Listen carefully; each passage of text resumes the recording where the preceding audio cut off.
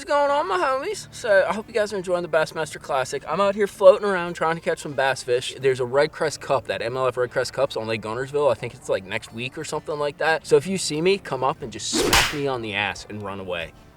Don't do that. I like trolling around on Tackle Warehouse, and one of their best categories, in my opinion, is most popular items. So, like, they have their most popular worms, their most popular chatterbaits, most popular swim baits, all that stuff. Couple things it does. It lets me know, like, what guys are fishing with right now, what they're catching them on, because that's what they're buying, right? And I find some kind of sneaky, awesomely priced items that are sort of like grassroots items, sort of like crowdsourced stuff. So I'm looking at the reels, and I think the Vanford's like the first one in popularity, right?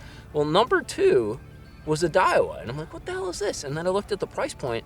It's $69.99, and I'm like, what the hell is this? So I ordered one. I bought one. And it is the Daiwa Regal. If it's one of those most popular items, obviously people are buying it and they like it and it's working. What I wanted to do is test it out and see how it performs against the Exceller. And then I also have like a Revo. I have some like semi-higher end kind of spinning reels. And if it makes any difference whatsoever, whether I'm running like a $60, $70 spinning reel, or if I'm running like a $120, $150 reel. So hit that like and subscribe button. Let's see if this thing is a piece of crap. He thinks he's the Captain Ball. I should get him a pirate badge.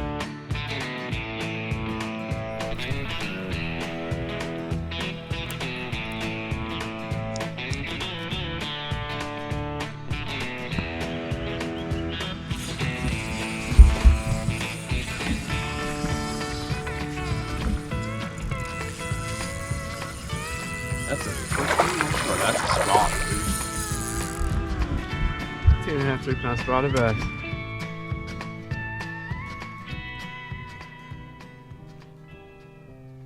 So I'll be totally honest with you guys. This reel is sucking right now. But I bought some of the new, it's that Berkeley Ford Finesse braid. It's like sinking braid. And I put that on here, and I want to be super diligent. I'm wondering if the braid is crap. I hate to say it like that, but it's spooling off. It's when you reel it without any tension, it's wrapping. Do you see that? It's like wrapping around like the head of the reel, or the spool of the reel. I'm gonna put some of my buddies, an old spool, this is that cast braid that I always use. I'm gonna put some of that stuff on and see if it makes any difference. But as of right now, I got like a serious issue with this thing. Damn it. Gargle squelch.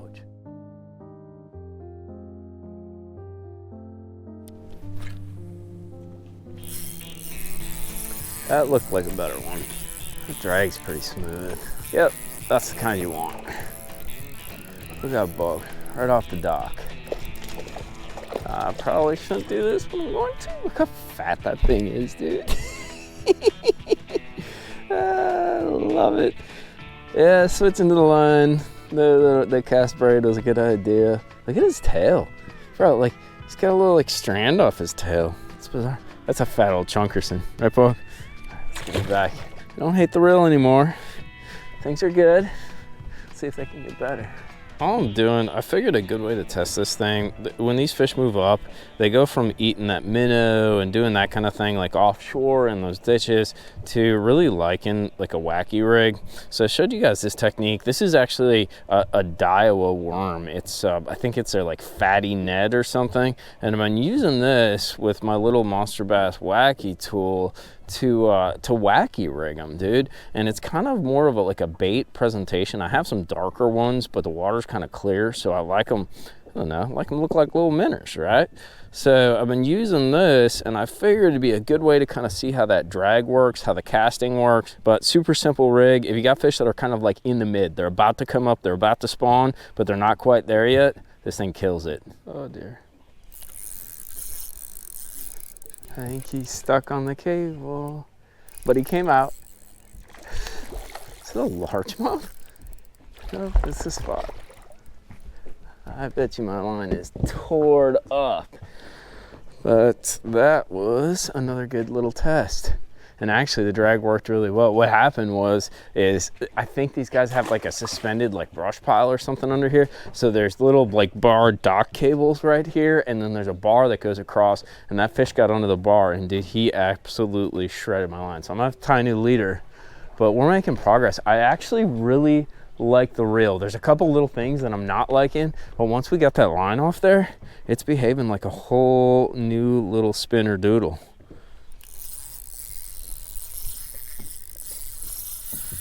Whoa, what did we do here? Just a powerful fish. Not, whoa, he's bigger than I thought. Get in here. God, these things are so, oh, and he come right off. Yeah, I definitely did not get the hook in him very well. Come here. It's a nice 2.5 pound spot. Back you go. Dude, the drag's smooth, and it has not gotten wrapped around. Definitely maybe a hair like heavier, not crazy, but I keep picking up. What I'm trying to do is I actually pick up the Exceller, because I got that rigged up with my buddy Sneak Rig, the little cast swim baits where you put the nose hook through it. So I keep picking that up and throwing it so I can kind of compare the two and just have a good baseline, you know? Well, that was an interesting turn of events, boys. I hate to hate on a product like directly. This is junk, like total freaking junk.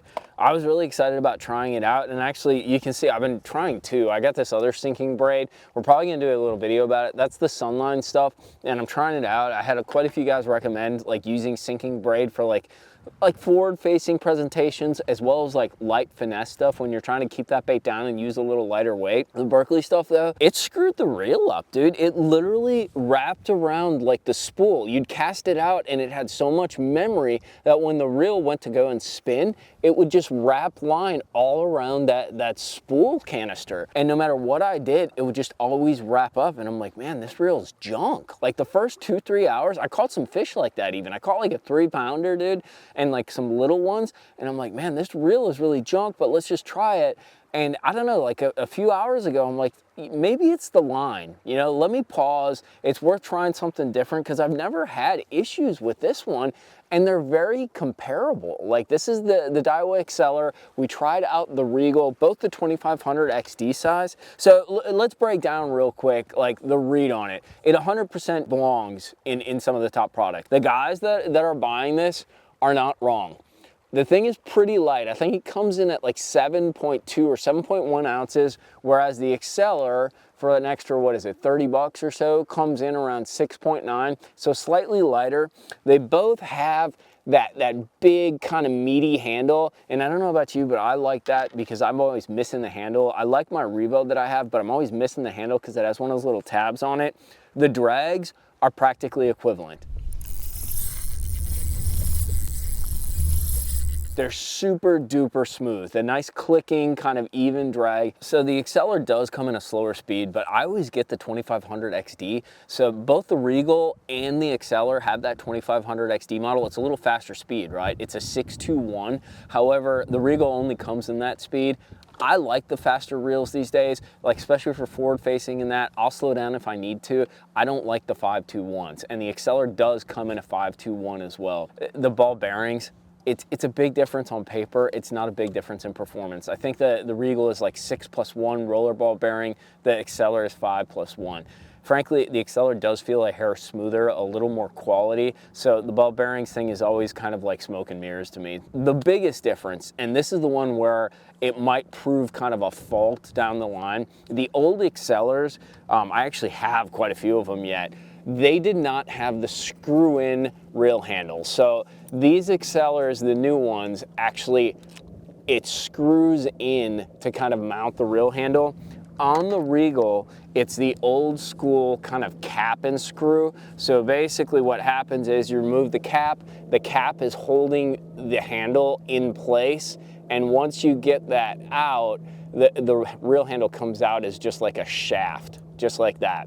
And the problem that leads to is flex. And it's one of those things, it's just a lack of quality feel, and you get, as you work the reel, use the reel, as it gets a little bit older, you get a little bit of play in that reel handle. I don't like that. I find that extremely annoying, especially like today we were throwing like a wacky rig, we were finesse fishing. We also did a little bit with that cast swim bait where you just nose hook it, you know, fishing it super finesse.